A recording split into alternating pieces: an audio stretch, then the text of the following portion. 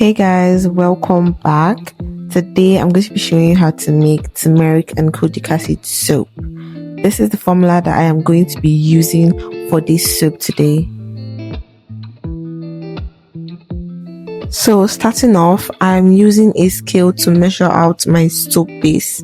I am starting with 250 grams of goat milk melt and pour soap base, which I'll be cutting into cubes because it helps it to actually melt faster. Goat milk is naturally rich in lactic acid and fats, so it helps the soap feel creamy, smooth, and very gentle on the skin. This is the foundation of the soap.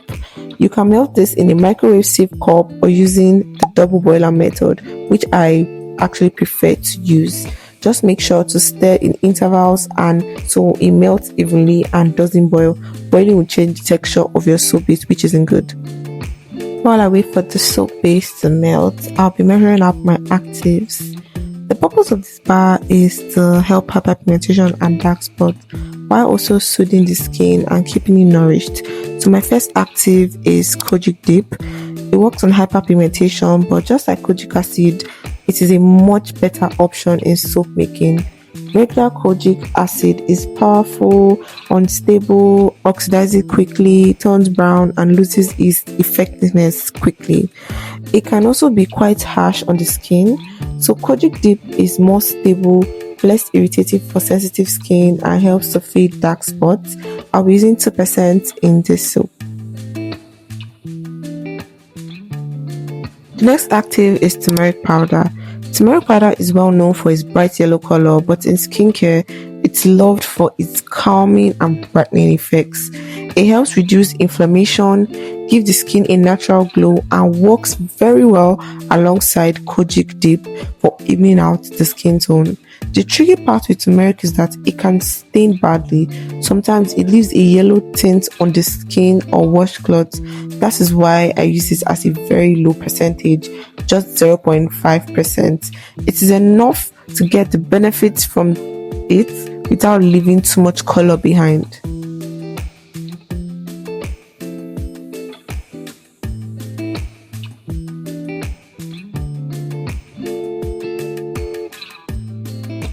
To blend my powders smoothly, I'm mixing them into little sunflower oil before adding them into the soap base. Sunflower oil is light, absorbs easily, and adds extra moisture to the skin. Personally, I also find it that it really helps to reduce the staining effect that turmeric sometimes leaves. So it's actually doing double duty here. The way the turmeric and kojic mix evenly without clumping, and the bar also gets the extra boost of nourishment from the oil. I'm also using 1% sunflower oil in this recipe. The next thing I'll be adding in is SAI, which stands for sodium cocoyl Isethionate. Don't let the name scare you. It's basically a gentle powder made from coconuts. I add SAI because it makes the soap bladder softer, creamier, and less drying.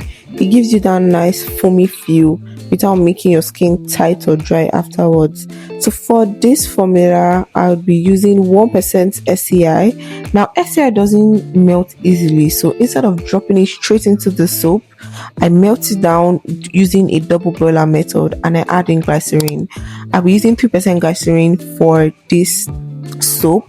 While melting it, the glycerin helps to loosen up the SAI and makes it dissolve more smoothly, so it blends into the soap base without leaving like tiny little grits and bits everywhere.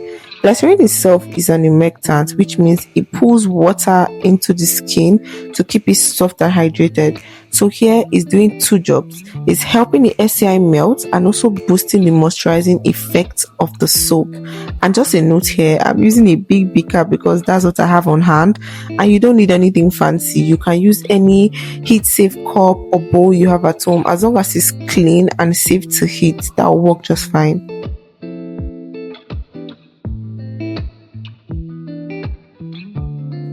Now the SAI is melted and blended very nicely with the glycerin. So my next active I'll be adding in is Allantoin. But I'll be honest with you, I actually forgot to add Allantoin earlier when I was mixing in my first actives. Please don't be like me. Allantoin should have gone in earlier. So Allantoin is one of my favorite soothing ingredients because it's often used in products for sensitive skin or irritated skin because it helps calm redness, reduce irritation, and support healing. In this formula, I'm using 0.5% Allantoin. A little goes a long way. Too much can actually make the bar feel very gritty or not dissolve well.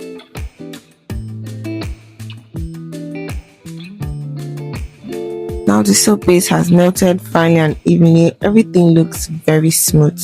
Next, I'll be checking the temperature of my soap base before pouring. This is very important because if the base is too hot, it can burn off your active or cause bubbles when you pour it. This is usually where you also add your fragrance. I personally didn't add any fragrance to this batch. That's just my preference. If you like your soap to have a nice scent, you can go ahead and add a drop of any skin safe fragrance oil or even essential oil of your choice. If it's too hot, I'll just let it sit down for a few minutes to cool down while stirring gently so it doesn't form a skin on top. Next, I'll be adding in both my actives gently and the melted SCI mixture. I pour them into the soap base slowly while stirring gently because the key here is not to rush. If you stir too fast, you'll create bubbles in your soap. This is where all the skin benefits come together. The Kojic Dip to help fade dark spots, the Turmeric to brighten and even out the skin tone, the SCI to give extra creamy lather, and the sunflower oil to keep it moisturizing without being heavy. Let's not forget the Glycerin. I also make sure everything is fully combined so the soap will be smooth and even once it sets.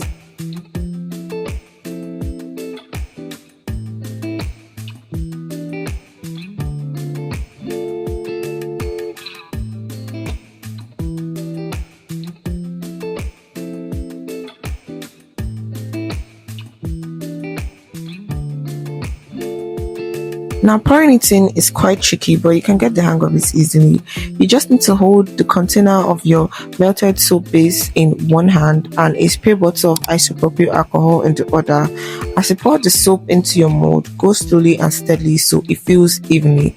If you notice bubbles forming on the surface, just give a quick spray of the isopropyl alcohol.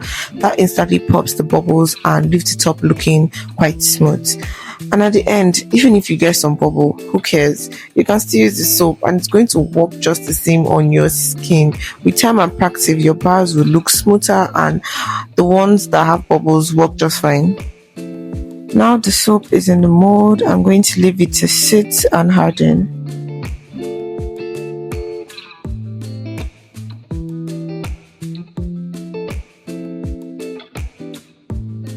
To check if your soap is fully hardened, give it a light tap at the top. If it feels firm and doesn't leave a dent, it's ready to mold. If it feels sticky or soft, just leave it a little bit longer. So once the soap has hardened, it's time to unmold. And that's it. We have a Turmeric and Kojic bar soap. This soap helps with hyperpigmentation, dark spots, irritation, redness, while leaving the skin soft and nourished. And it lathers so well, it foams so well. For best results, you like to leave it on your skin for 1 to 2 minutes before rinsing off. Guys, do not be afraid to try this at home. It's very simple. Take your time, have fun with it, and let me know what happens next. All details, measurements, and extra tips will be in the description box below.